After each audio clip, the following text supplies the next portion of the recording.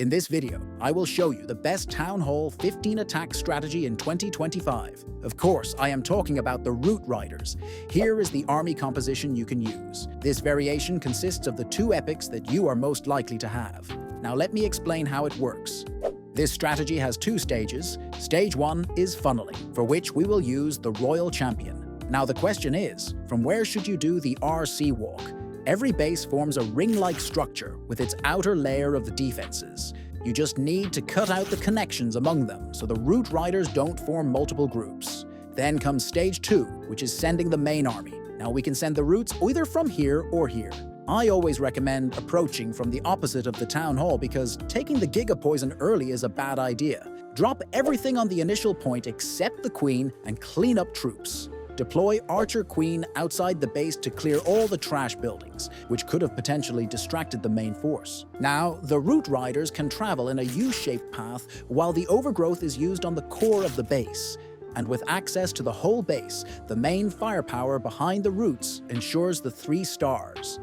Let's kick off with Royal Champion. No need to use an Invis if she is not taking much damage. We will use one spell every 4 seconds for maximum efficiency. We don't have to use all the invisibility for the RC walk. Once the desired value is obtained, we can recall her out. Another thing we want to do is trigger enemy clan castle troops with the Royal Champion if we can. It is better to deal with them as early as possible with the help of a poison spell. With the pathing set, let's deploy the Ice Golem, Root Riders, Loons, Healers, Mini Warden, Valkyries, Grand Warden, and the King. Queen with early ability from the nearest corner. We will send the RC at the very last to avoid any damage. Let's use the overgrowth to temporarily disable the core and also maintain a narrow path for the Roots.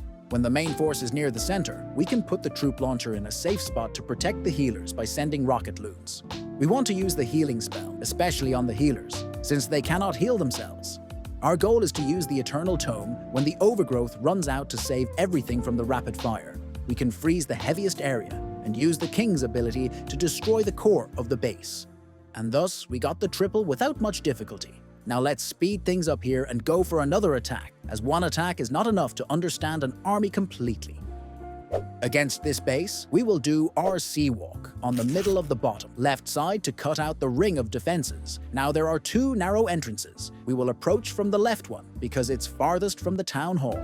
So the Root Riders will start from one end of the U-shaped path to the other end. At the same time, the Queen will take care of all the trash outside, which leaves only the middle part. So we got to use the overgrowth for the center when those defenses start dealing massive damage.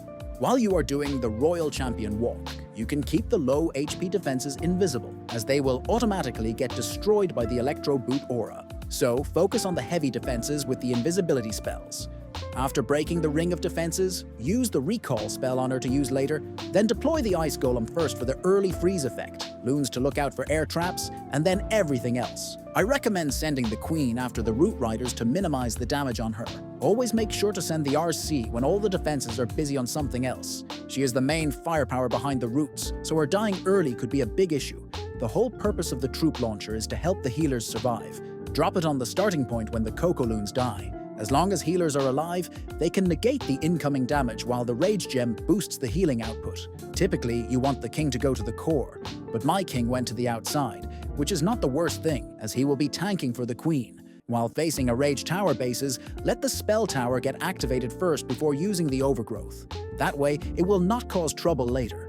Notice how I placed the overgrowth. Against big Rage Tower compartments, keep half of the area uncovered so you wouldn't have to face so many major defenses simultaneously.